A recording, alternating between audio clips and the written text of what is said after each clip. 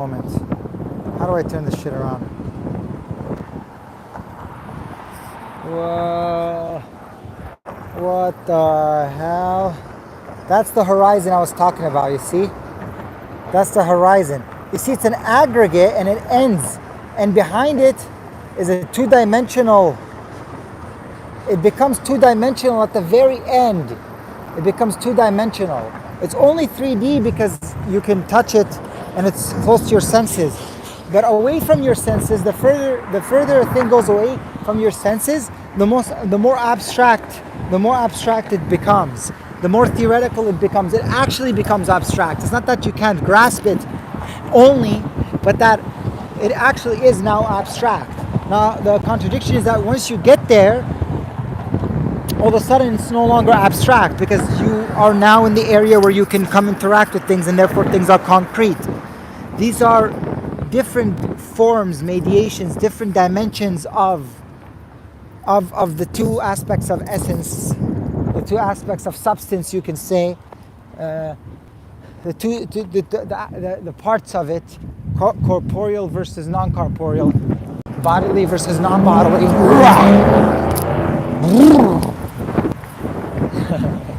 You see?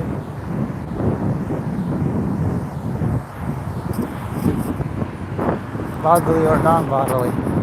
Look at the sun. The thing is crazy. It's like it's an infinite explosion. It's an explosion that's stuck. It's an explosion stuck in the air. Wow. Stuck in the air. Whoa. It's a constant explosion forever until it burns out. And guess what happens to a sun when it dies? What happens to it? Do you know what happens to it when it dies? It turns into a black hole. How weird, eh? All you see is just a hole. And it goes there infinitely in that hole. It's not that it died out. It's just that over a certain period of time, the distance from the observer to the actual star becomes so varied, becomes so,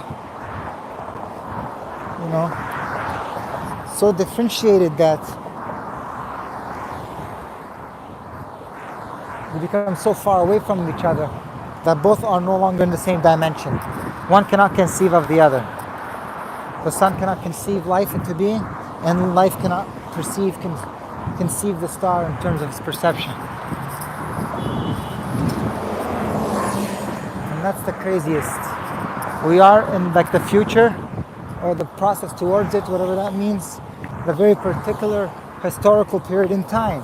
And it doesn't matter really where you will be watching this. It will become very interesting as time goes by. As time goes by, things will become interesting. If you actually look at history, let me go, bro. Let me go, man. The fuck? Let me fucking go, bro. No, I can't go here. You're gonna kill me. Let me go, bro.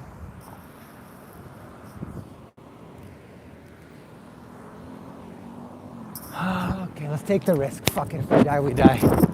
We almost died. Of course, if you take the risk, you die. Anyway, where do you even get the time? How do you even have the time to do this? I'm doing this on my way to something. You see, I'm too cool, you see? Too cool for school. So I was gonna say, if you look at like other people like in the past, you look at history, for example, even in the last like, let's say, like 50 years or so, you see? It's so interesting because it happened to them, you see? Like these are actual things that happened. Like reality actually happened in that way by those people. And you get to actually see the events that unfolded and the beginning and the end and the resolution, you see? Aristotle has one of my favorite quotes ever. And it says, you can only really ever come to know a man only once he is dead.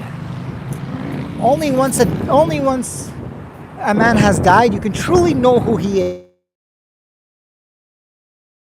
Man is always molded and changed by his circumstances. Even at the last moment of his life, he can be doing well throughout, and at the very end, he can ruin it. He's a fallible being, be represented or become bad. Or when a bad man